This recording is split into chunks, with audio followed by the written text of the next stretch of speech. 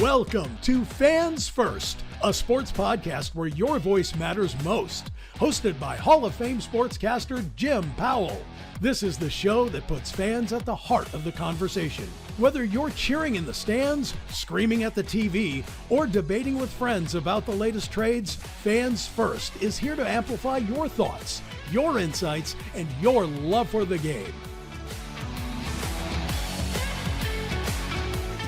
Welcome to Fans First, a sports podcast. My name is Jim Powell. I'm honored to serve as your host today, and I'm even more honored because of the greatness of the guest that we have today. It is the J. Reid Parker Director of Athletics for the University of Georgia, Josh Brooks, who happens to be a finalist for the 2023 Sports Business Journal's Athletic Director of the Year, continues to lead the University of Georgia Athletic Association through what is historic success. Georgia Athletics boasts remarkable accomplishments over the last 3 years, including a number 7 final ranking in the 2023 Learfield Directors Cup, a record-setting student-athlete GPA in each of the last 2 academic campaigns, unparalleled fundraising, and over 15 capital projects that have been completed or are in progress. Bulldog athletic teams have won 3 team national championships and a total of 7 SEC crowns, while there have been 15 individual national champions. Brooks is also a leader in college athletics. Josh is. He was recently appointed to the NCAA Division I Council, joining Commissioner Greg Sankey as the lone SEC representatives. You've got a great resume. You've done an awesome job. And the results are right there. That's one thing about sports is you see the wins and you see the losses, and you can't hide either one. But congratulations on the stellar start to your career as the University of Georgia Athletic Director. You're already well on your way to greatness. Well, thanks, Jim. I appreciate it. It's obviously a team effort, and I inherited a great situation here at Georgia, getting this job in early 2021. The work that was done before me by Greg McGarity and many others. I have to thank those that have come before me, and obviously all the great student athletes, coaches, and staff members that do all the heavy lifting here at Georgia. Josh, I'm curious about, when you have this many sports and they're playing at such high levels, how do you take care of them all at the same time? You're just one man. Yeah, it's no different, honestly, than being a parent, right? I've got 3 boys at home, and you're trying to spread your time and commitment to all of them. But I think you have to understand that there's always going to be an imbalance at any point in time, depending on what child's got going on or what each team's got going on. So you do the best you can to spread it out as evenly as possible, just knowing it's not possible. But, just like children, sometimes one program may need a little more attention than another. And, you do the best you can. I try to be as active as I can early on in the season, to be as present as I can to each and every event. But then again, that's where you lean on your staff. And I've got great sport facilitators for each program that can do the heavy lifting. If you ever get a day off, it would be when your football team maybe is off or your other sports are having a little downtime. I'm just curious about what you did with your time, if you got a chance to spend more time with your family and catch up with your kids and all of that, or did you sit there with your feet up like I did and watch all those college football matchups that I never dreamed we would see in a regular season of an NCAA college football campaign? It's a little mix of all of it, depending on the weekend. Fortunately, this last weekend, we didn't have any other home contest. Soccer was away, volleyball was away. So I had a soccer game Thursday night at home, Friday night volleyball, but then Saturday, no home contest. So I was able to actually, my youngest son had a soccer game early Saturday morning. So I was able to go to that, spend some time with him. And then it was with the family, kick back on the couch and watch some football. So it was a fun day for me, just to get back and sit back and watch games with no pressure of us having to worry about winning or losing. So I did get to just sit back and enjoy it. So I'll try to save a lot of time for the family. With 3 boys, inevitably somebody's got something going on, whether it's a sporting event or a music event or something, whatever it may be. So people ask me all the time, do I play golf? And I answer, no, I don't, because when I do have a free weekend, I'm trying to spend that time with the family as much as I can. So not a lot of time for my own activities, but that's okay. I enjoy obviously spending time with my family, my kids, and going to Georgia sporting events. So not much room beyond that, but it's the way I like it. I totally understand that. That's great. The fans' heads are still spinning from all the changes in college football in the last year or so and trying to figure out what is what, because it's a new reality here. what didn't have it crystallize even for me really till I sat down the last couple of Saturdays and saw these very interesting matchups that I never would have guessed you would see in an NCAA, college football season, maybe in the bowl games, but not in a regular season game. But it was pretty exciting. I really enjoyed it, and it made more sense to me. What were your thoughts on the interesting matchups that were produced by college football in the last couple of weeks? Yeah, it's been fun. It's still unusual when you're watching um, a traditional Pac-12 opponent like USC versus Michigan, and you're like, oh, this is an interesting matchup. And you go, wait, this is a conference game. So it's getting used to that landscape. Oklahoma, um, playing Tennessee, and that being a conference game. So this is a new world we're getting used to. I think the variability, even within the SEC now, right? We have one division. We're not East and West anymore. So seeing matchups where we'll be playing what we would have traditionally considered a Western opponent, those matchups more to where we're playing, just this year, Texas, Ole Miss, Arkansas, opponents like that in Mississippi State. I think that variability in the new matchups is going to be fun. You have to try to make sure you're balancing, you know, the true rivalries, and that's something we've pushed for here. As you want to maintain a rivalry we have with Florida and opponents like Auburn, those traditional opponents. But I think the fans appreciate these new matchups that we're going to see more and more of. So I think it's good for the game. But you're always, again, trying to balance the tradition with the innovation of the future. So as long as we can balance those both, I think it's going to be great for the game. Well, I think it's safe to say that these are not the last changes that will be made to the structure of what we think of as of college football. What are two or three things that maybe keep you up at night when you wake up and you're worrying about the future or thinking about the future of college athletics? What are a couple of things that you focus in on? Yeah, I think as we're navigating this new world of what getting this settlement hopefully done and what it's going to look like post settlement, what it's going to look like July of 2025. Um, you know, uh, Uncertainty breeds concern, but I think I'm always an optimist by nature, so I always feel like things are going to work out. We've gone through COVID, we've gone through tougher things.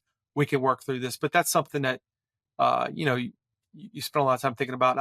I'm a person that honestly I lose sleep over any loss, whether it's right now we're in the fall, we've got soccer and volleyball, football, cross country all going on, and some of the other sports starting to pick up the year long seasons like tennis and golf. But a loss in any sport generally, always causes some anxiety and worry for me. And then there's always worrying about the unknown. What's the thing that you're not anticipating? The thing that, the thing that you weren't able to predict for. That's as your brain starts thinking about what am I not thinking of. That's where it can cause some anxiety and keep you up at night a little bit. I tell you, just knowing my friends who are big Bulldog fans, I went to Georgia. Met my wife at Georgia. My two of my three daughters went to Georgia. So we've got lots of people knocking on my door saying, "Hey, what's going on with the dogs?" And a lot of people are concerned about the the hours that we're asking these coaches to put in now. You start recruiting these kids about eighth grade. It seems like a lot of Yeah. times these days, ninth grade maybe, and then you recruit them all through high school, and then you beg them for a verbal commitment, and then you beg them to sign on the dotted line, and then as soon as they get on campus, you're starting to worry. I'm assuming, especially a coach who is as meticulous as Kirby Smart is, you're starting to worry about the transfer portal and how are we going to keep this kid here. It's like you have to re-recruit the same kid Yeah. year after year after year. I just worry about the fatigue and burnout for these coaches. Yeah, that's something that I've now that I'm on the football oversight committee, and I'm the chair of the practice and playing seasons committee with NCAA. One of the things I've asked and really I'm working closely with former coach Craig Bowl, who was the head coach of Wyoming, now is the president of AFCA. Met with him recently to talk about how we can be smart and make smart decisions from a rules perspective that are going to help the coaches, because we've got to look at recruiting calendars, we've got to look at practice and playing seasons and make sure that we're making the best use of our time, because we ask a lot of our coaches and they give up a lot of time of themselves and their families to whether it's recruiting or developing current student athletes. So we've got to be smart within the rules to where we can, and I think we've done a good job the last couple of years of restricting calendars, whether it be in February after signing day, whether it be in July after the crazy month of June. But we ask a lot of our coaches. So carving out mandatory times where they can have time off, because, they're trying to raise families and be good husbands and fathers. We ask a lot of them, and I am always concerned about them. I don't know, I came up through coaching, and I'm not sure I could commit the time that they do. And obviously, I've got a busy schedule as AD, but when I watch these coaches and the commitment they make, it's truly challenging. I'm just glad that there's a Josh Brooks and a Greg Sankey that are involved now with the NCAA and helping to chart the course forward, because it's going to be choppy waters in many instances. Yeah. What do you see as the future of the NCAA long term? I always believe in what we're doing. I believe in our mission, and that's what I've challenged our staff to keep at the forefront of what we're doing, because a lot of times we get caught up into the changes that we're experiencing right now, whether it's name, image, and likeness, or any of the number of lawsuits going on. But I always ask our staff and coaches and everyone to remember why we do what we do. We got into this because we love working with student athletes. We're competitors, and we believe in the mission of this university. So I think the future, however it shapes out to where, um, things deregulate some, and student athletes are able to, start getting more revenue directly from the school, or however it may be with the name, image, likeness. Uh, we can't change what our core mission is develop student athletes, help them graduate, make them better men and women. Because for us, it's not just about what we're doing today. It's about who are the men and women we're creating for 20 years from now and beyond. So um, I think we still have a great thing. And I think the mission of what we do, we have to keep the forefront. And I think as long as we do that, no matter how it looks or how it shapes up differently, the core of what we are today will still be true for the future. Developing student athletes, helping them graduate, become men and women that we'll be proud of. So no matter what it looks like, I think that's still going to be the core of who we are and what we do. I mentioned some of the capital projects and the facility improvements that have been ongoing for the last few years under your leadership. What can you tell us about some of the projects that are special to you right now, and maybe some future innovations? I mean, the whole world is evolving in sports and out of sports. What are some of the future innovations that you think the fans should be excited to hear about? Yeah. So right now we've got a few projects going on right now. We're in the final phases of finishing up our softball renovation project. We've just gotten into the heavy part of our baseball project that should be complete by February of this year, right in time for the season. And we just broke ground on a new track facility, which will be complete January 2026. So we've got a lot in the works right now, but we'll be down to just really one or two projects come this time next year. But the big thing I think for us in the future is constantly looking at ways we can keep renovating Sanford Stadium. It's a venue that was built in 1929. It's a great venue, but it was built in 1929, expanded several times. Very proud of the work that we were able to do on the South 100, South 300 level to make it more fan friendly. So our challenge is now to look at other parts of the stadium and see where we can keep improving the fan experience, whether that's wider concourses, newer restrooms. We've started converting a lot of our concession stands to a more grab and go concept. And then also looking at where we can keep creating new premium areas, because we know that's in high demand. So we've got some areas, whether it be the 200 club level or some other areas in the East End 100, to keep working to create new premium experiences that maybe we didn't think existed before. And all the while still balancing that with improving the experience for all the fans. So that's always going to be at the forefront for me when you think about Sanford Stadium is the fan experience. And I tend to focus on the small details, right? Again, going back to concessions, restrooms, concourses, ingress, egress. Those are little things, but they make a big difference in the whole game day experience. Know about the ticket prices going up for 2025, and certainly UGA is not alone in that regard. It's happening everywhere for obvious reasons when you see about the need to pay the athletes, whereas in the past the education theoretically was good enough for them. How do you balance things so that you've got your donor class, you've got people that you go to and you bang on the door when you've got a real need, but how do you make sure that it's also affordable? It's enjoyable and affordable for the people who have tons of money, and it's affordable and enjoyable for people who don't. Yeah, I think that was one of the key focuses when we raised ticket prices this last go round, was we actually dropped the donation level for a couple sections, and there was a good portion that stayed the same, because we wanted to create more stratification between the get-in price and then the best seats. So before it was a little bit more balanced. Now you're going to see a greater variance between that because we wanted to keep, whether it's the 600 level or the upper 300 East level, we wanted the get-in price to still be affordable or as attainable as possible for anyone that wants to come to a game.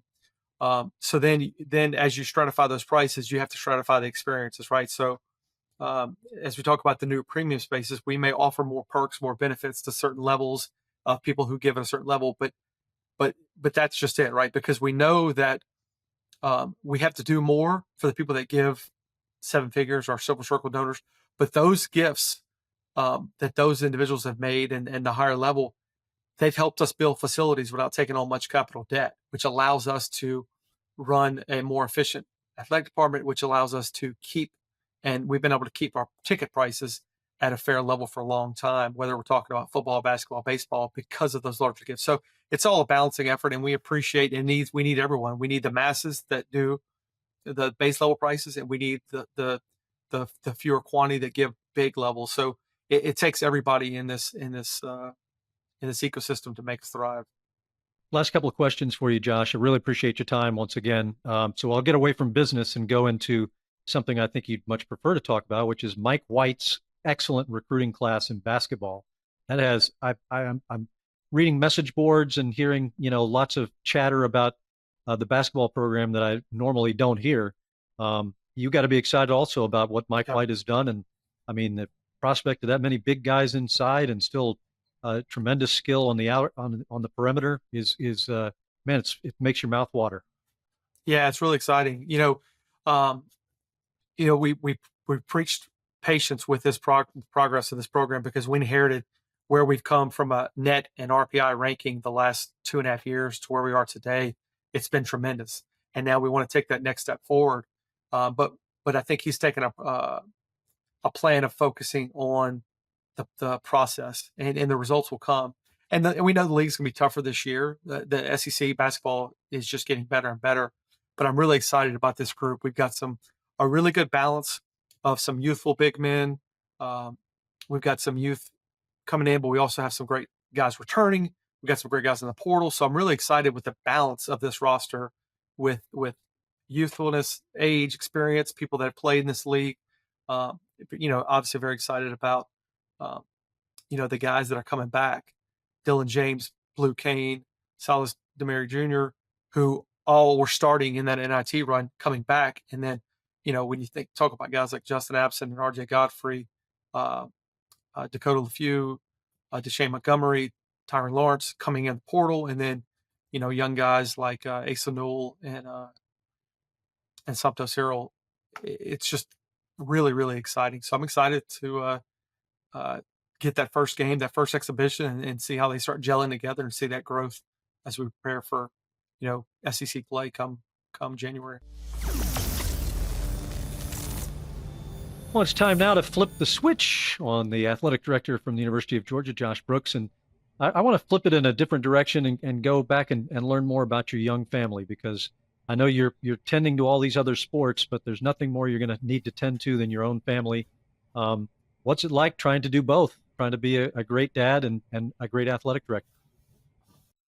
Yeah, honestly, it's difficult because, there's always some times where you have conflicting events, even between your own children and then obviously with Georgia events. So, you have to make tough decisions. So again, I'm trying to always double dip where I can, or, I'll have a situation where I'll have, just this last week, I had my son's football game at one time and then a women's soccer game right after. So trying to get both, right? So you may go to first half of one and then the second half of another, but you always feel like you're getting pulled in different directions. But one thing I try to do is incorporate my family into my job. So going to Alabama this weekend, I'm taking one of my boys with me. So that'll be time that we'll have together.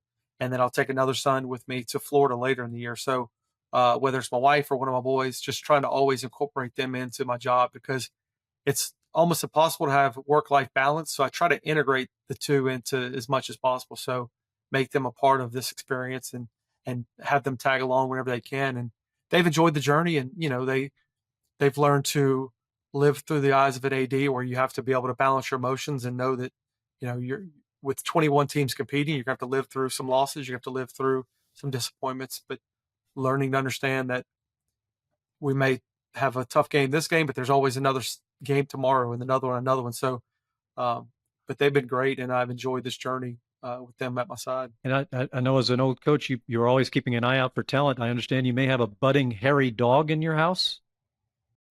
Yeah, my youngest, Davis, a 12-year-old who's got that spirit. He's a keeper right now. He plays soccer, and he's got that goalkeeper spirit, but he's also the one cheering at all the games, and he's the one dancing on the jumbotron. So we think that if he comes to Georgia, he'd be a great candidate to put that hairy dog costume on. But I guess he won't be able to reveal that till he graduates. But I definitely see it in his future. We're almost near the end of the interview, and I haven't asked you about the game yet, but I was intentionally holding it for the end. It's Georgia and Alabama this weekend. The build-up already has been spectacular. It's over the top. Lots of speculation, obviously, about the game, and it's going to enjoy a lot of eyeballs come Saturday night. What are your thoughts on the Georgia-Alabama game just in generally? Yeah, I think it's good for the league. I think it's good for both programs. These are the kind of games that we preach about, that we say when you come to Georgia, these are the games you're going to get to play in. For me, I'm an old football coach, so I'm always of the mindset that this game's the biggest game because it's the next game. And I learned under guys like Nick Saban and Jimbo Fisher, and worked with obviously Kirby Smart and Mark Richt, and you always think about it from a coach's perspective of just focus on this game, and I think it's going to be a great game, and I think obviously it'll be the premier time slot at 7:30, and I hopeful it's going to be a great game, and hopefully both teams can stay healthy because it's a long season, and I think hopefully it's a showcase of what's to come later in the year. Both teams had the week off. Everybody should be rested and ready. No excuses, right? Yeah, I mean, look, I'm rested and ready. I had my weekend off, so I'm ready to go. I think I'm good for 2 or 3 snaps this weekend. You'll have enough trouble just hanging on with your boys for dear life. But well, hey, thank you so much for your time, Josh. I really appreciate it. It's great to have you on with us. We wish you the very best of luck, continued success at UGA. It's been very impressive to watch. Thank you, Jim. I appreciate y'all, and as always, go Dogs. Go Dogs. One of our favorite times of every show is when we get to Get Off My Lawn. Hey, get off my lawn. Today, we got a great submission from Charlotte, North Carolina, from a listener, viewer named Paul. Paul, take it away. I had to call in because of this huge game this weekend. You got the Bulldogs playing Alabama, and I'm just excited as can be for the game, but I know things aren't going to go our way. You don't go into Tuscaloosa without having refs that are totally biased. And I'm excited about the game, but I might not even watch it because the damn referee is going to throw the game anyway. It's the way they work. It's the way they do things in Tuscaloosa. So anyway, we got a better coach. We got a better quarterback. We got a better defensive line. We're better everywhere across the field, but we're playing with our hands behind our backs because of referees. They're horrible in Tuscaloosa. Go Dogs. Wow. Paul from Charlotte. I've seen people, wave the white flag fairly early before, but never before the team has actually left Athens to go to Tuscaloosa. That's a new record of some sort. So it's not surprising you got escorted off the lawn. As much as I, complain about referees, just like everybody does, when they're in a stadium with 100,000 people screaming at them, they're probably going to occasionally miss a call because they side with the wrong side. But the local crowd definitely influences players, coaches, as well as officials. But to quit on the game and you're not even going to watch the game and the team hasn't even left Athens to go to Tuscaloosa, get off my lawn. I mean, that's what this whole segment was invented for, was for something like that. So, Paul, try and wipe your runny nose, suck it up, watch the game Saturday, and maybe you'll be pleasantly surprised. Well, we want to thank Josh Brooks. I mean, he is a really busy man, both at home and at work. And, of course, he's got a huge football game to worry about coming up this weekend. So thank you, Josh Brooks, for spending that time with us, giving us your insights and your thoughts on the upcoming Georgia-Alabama game. And we want to thank you for joining us for today's episode of Fans First, a sports podcast. Don't forget to join me on X, Instagram, and Facebook. And please, please, please subscribe to our Fans First YouTube channel. If you like our Fans First content, you can help us. It really does help by making sure you're subscribed to all of our social networks. Don't forget about our Fans First website at fansfirstpodcast.com to be included as a guest on an episode. Send your audio file, video file, or written memo to Jim at fansfirstpodcast.com. Please keep your submissions to no more than 45 seconds in length.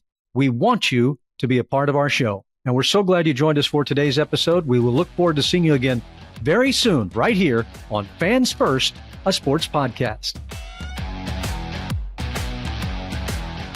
Stay tuned, stay passionate, and keep celebrating the sport you love.